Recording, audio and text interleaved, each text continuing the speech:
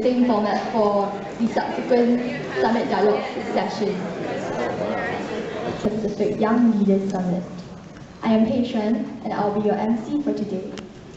This morning, we are honored to have with us Mr. Bilahari Kausikan of the Ministry of Foreign Affairs. He had previously served in a variety of appointments, including as Director for Southeast Asia, Director for East Asia and the Pacific, and as Deputy Speaker for Deputy Secretary for Southeast Asia. To commence the Summit Dialogue, Mr. Kausikan, please.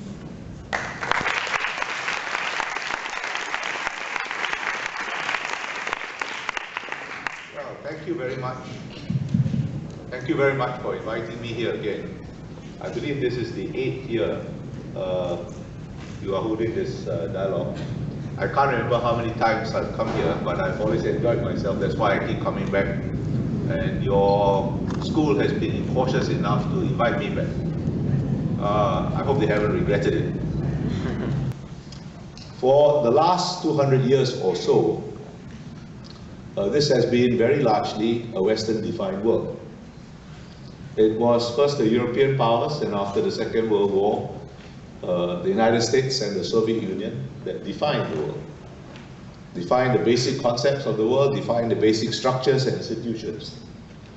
Well, that era is passing, rather ironically, because of the changes forced upon a handful of countries, almost all in East Asia, who have been particularly successful in adapting to this Western-defined modernity, and modernity is itself a Western concept, and in their success have forced changes upon the world.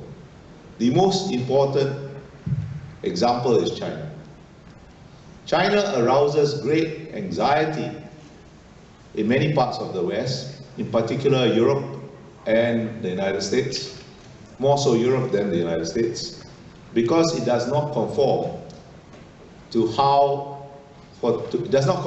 the mainstream Western narrative of how countries ought to develop. Because in China, as in much of East Asia, capitalism flourishes, contemporary China, capitalism flourishes without liberal democracy.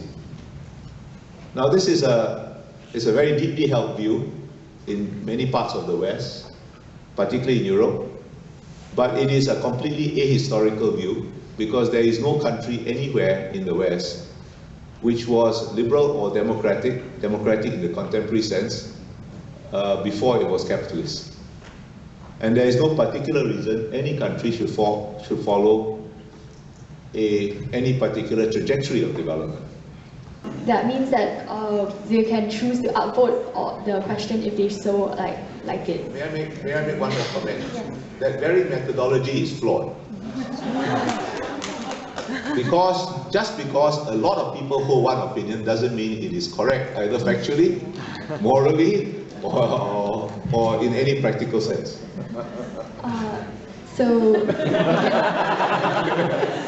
That is an example of the four certainties that will beset you in your life. In Japan, we have some troubles between some other Asian countries, like if I can name it, China and Korea. Yeah, Korea. It's not a secret, you know. We have noticed. Now, we don't really know yet what has to happen, and how are we supposed to solve the problems that we don't really know, the truth, or Thanks. Well, you know, I'm tempted to say what is truth, you know. No, okay, I think the situation, I mean, the root of both problems are in history, right? And I think they are slightly different for China and slightly different for Korea. I mentioned just now, when I was to answer the question, that the Second World War is only one episode. It is not the whole story, although it is the most acute part of the story. But if you look back at the history of China and Japan, the recorded history, which goes back about 2,000 years, never in that long history have China and Japan interacted as equals. Usually one is up, the other is down, one or the other, right? At first, Japan learned from China, and then China went into a state of confusion, and Japan was up, and so on. Well, now you are in a historical period, and the Second World War is only the latest manifestation of this historical cycle. And a sense of hierarchy is very deeply embedded into the cultures of both China and Japan. So you are rather uncomfortable interacting with each other as equals. In fact, you don't know how to do it. It's in Japanese culture. It's in Chinese culture too, in a different way. On top of that, there is a certain political imperative. As I tried to explain in my answer to the gentleman from China, there is a certain political utility in China in creating tensions with Japan. However, there is also a certain political utility in this Japanese administration of Mr. Abe in maintaining a certain level of tension with China. With Korea, you have this other thorny issue of the comfort woman, sexual slavery. There you have no grounds to stand on. I think there, where your right-wing politicians keep denying the fact, you gain no sympathy, you gain no points. I'm Haruki Yoshimoto from Japan too. And you said about Cold War in 20th century. Recently, China is growing and growing, and America is still strong. And do you think second Cold War between China and America will occur? And I'm sorry for a big question, but I really want to ask you this question. I don't think so, actually.